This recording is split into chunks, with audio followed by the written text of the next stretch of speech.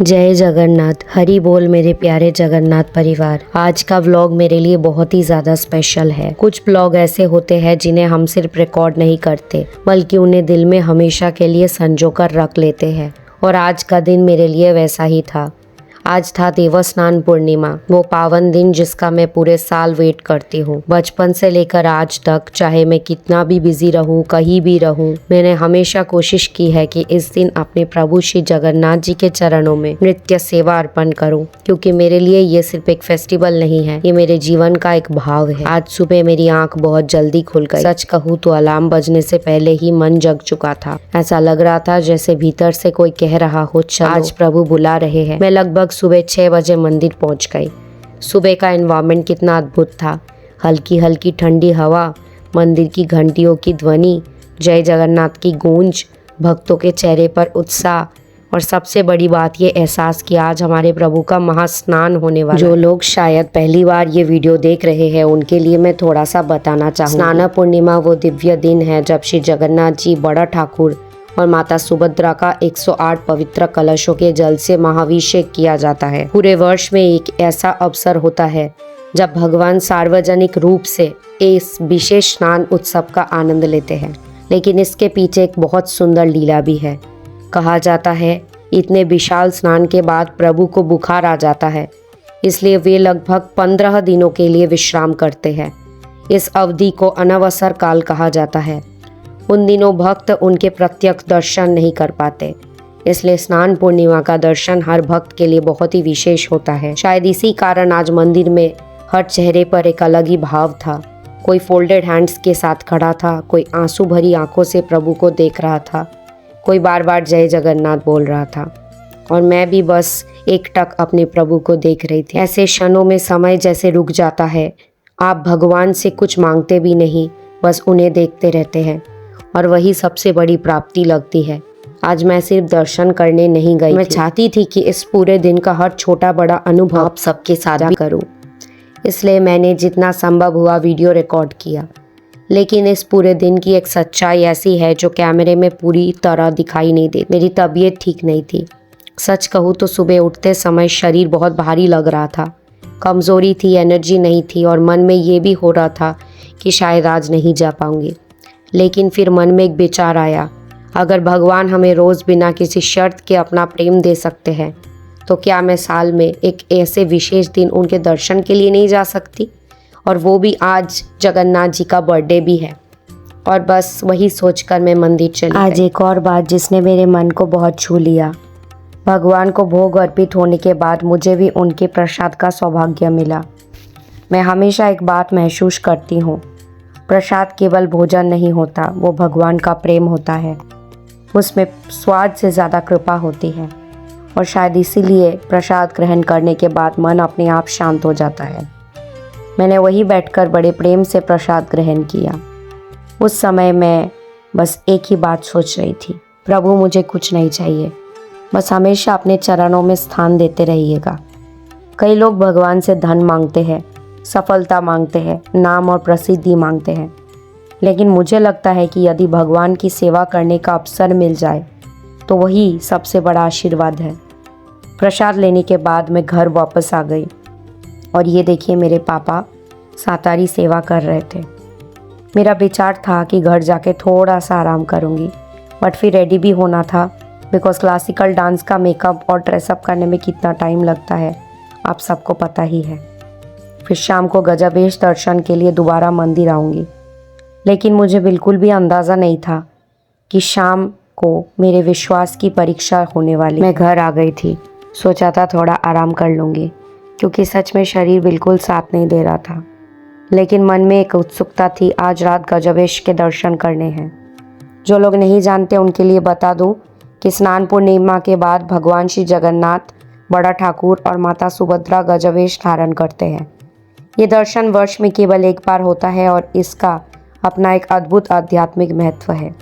जब भी मैं गजवेश में प्रभु के दर्शन करती हूँ, ऐसा लगता है जैसे वे अपने भक्तों के लिए अलग अलग रूपों में प्रेम बरसाते हैं। मैं धीरे धीरे तैयार होने लगी, लेकिन तभी अचानक मौसम बदल गया। तेज़ हवाएं चलने लगी, फिर ज़ोरदार बारिश शुरू हो गई, और कुछ ही मिनटों में इतनी तेज़ बारिश और बिजली कड़कने लगी कि लगा जैसे पूरा आसमान गरज रहा हो। मैं खिड़की के पास खड़ी होकर देख रही थी।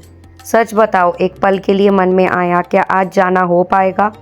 मेरी तबीयत पहले से ही ठीक नहीं थी, ऊपर से इतनी तेज़ बारिश, बिजली, तेज़ हवा, किसी भी सामान्य इंसान का मन डगमगा जाए। लेकिन उसी समय मेरे मन में एक और विचार आया, क्या यह सच में रुकने का कारण है या फिर ये मेरे विश्वास की परीक्षा है? मैं ये नहीं कहूँगी कि भगवान किसी को कष्ट देते हैं, लेकिन कभी कभी परिस्थितियाँ ऐसी ज़रूर पूछती है, तुम्हारा विश्वास कितना सच्चा है। और उस समय मुझे अपना बचपन याद आने लगा। जब से मुझे याद है, स्नान पूर्णिमा हो, रथ यात्रा हो, हेरा पंचमी हो या कोई भी बड़ा मेरी ऐसा हुआ नहीं है कि कभी भगवान ने मेरी परीक्षा नहीं ली। कभी पढ़ाई, कभी स्कूल का एग्ज़ाम, कभी हेल्थ खराब, लेकिन मैंने हमेशा एक ही बात कहा, बाकी सब बाद में, पहले नृत्य सेवा। शायद इसी आदत ने आज भी मुझे हिम्मत दी। मैंने मन ही मन प्रभु से कहा, अगर आपने बुलाया है तो रास्ता भी आप ही बनाएंगे। और फिर मैंने बिना ज़्यादा सोचे रेडी होना शुरू कर दिया।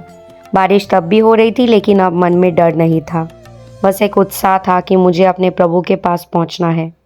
रास्ते पर बारिश की बूंदें गिर रही थी, हवा लगातार चल रही थी, लेकिन पता नहीं क्यों मन के भीतर एक अजीब सी शांति थी। कई बार ऐसा होता है ना, बाहर तूफान होता है, लेकिन भीतर भगवान का नाम हो तो मन शांत रहता है। शायद उसी शांति के सहारे मैं मंदिर तक पहुंच गई। और जैसे ही मंदिर के पास पहुंची, वहां का दृश्य देखकर सारी थकान भूल गई। चारों ओर भक्तों की भीड़, हर किसी के चेहरे पर उत्साह। बारिश के बावजूद किसी के चेहरे पर शिकायत नहीं थी। सबके होठों पर बस एक ही नाम, जय जगन्नाथ। यही तो भक्ति की सबसे सुंदर बात है। जब प्रेम सच्चा होता है तो मौसम कभी बाधा नहीं बनता। दर्शन के बाद मेरी सबसे बड़ी इच्छा थी कि मैं अपने प्रभु के सामने अपनी नृत्य सेवा अर्पित करूं। मैंने वर्षों से यही महसूस किया है कि मेरे लिए नृत्य केवल एक कला नहीं, ये मेरी प्रार्थना है, मेरी साधना है, मेरी भाषा है, जो बातों में, शब्दों में नहीं कह पाती। उन्हें मैं अपने नृत्य के माध्यम से भगवान के चरणों में अर्पित करती हूँ। और फिर मैंने नृत्य शुरू किया। अब जो मैं आपको बताने जा रही हूँ उसे शायद मैं जीवन भर नहीं भूलूंगी।